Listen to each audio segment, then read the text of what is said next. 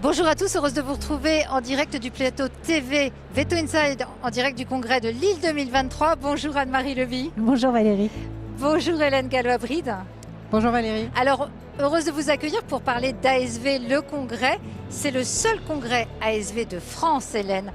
Quelles sont les ambitions de cette édition 2023 à Lille? Alors pour cette édition 2023, nous espérons faire aussi bien, sinon mieux qu'en 2022.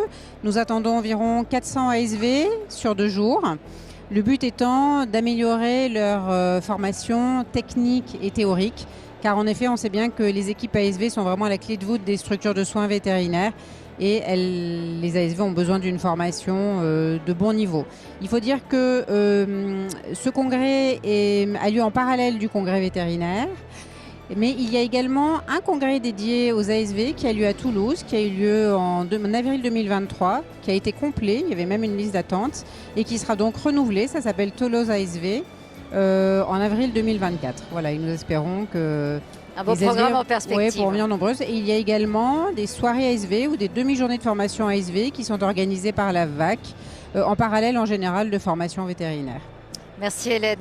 Anne-Marie, existe-t-il des formations communes entre ASV et vétérinaires au cours de ce congrès, ASV le congrès à Lille?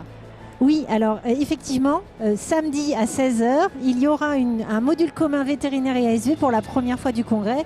Et je m'en réjouis parce que c'est quelque chose auquel nous tenons en tant qu'ASV et que nous espérons voir recommencer les années suivantes et peut-être multiplier sur plus de thèmes. C'est une vétérinaire québécoise, Lucie Hainaut, qui va intervenir sur la bienveillance comme indicateur de performance. Un vaste sujet. Hélène, justement, alors parlons des TD maintenant.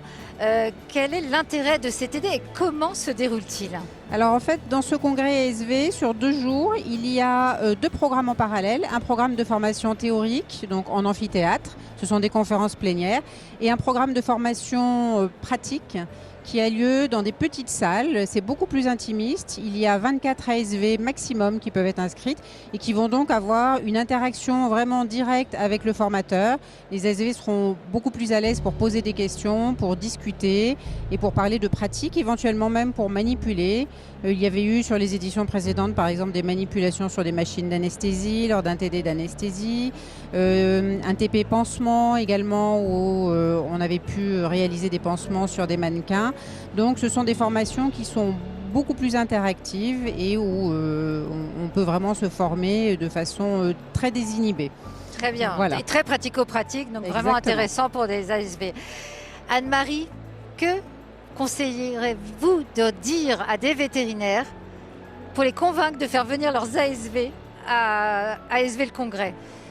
C'est une vraie opportunité pour répondre à l'envie de mieux comprendre et de mieux appréhender leur métier. C'est une possibilité d'apport technique des dernières notions qui sont disponibles. C'est aussi un vrai outil de motivation pour donner l'envie aux ASV de faire quelque chose à l'extérieur de la clinique et de revenir booster pour leur équipe. Et c'est vraiment...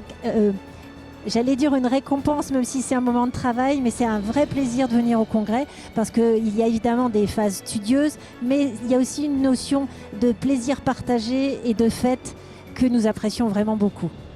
Merci beaucoup Anne-Marie. Merci à toutes les deux en tout cas pour ce beau partage sur ASV le congrès. Très belle édition à vous et bon congrès à toutes les deux. Merci beaucoup Valérie. Merci, au revoir.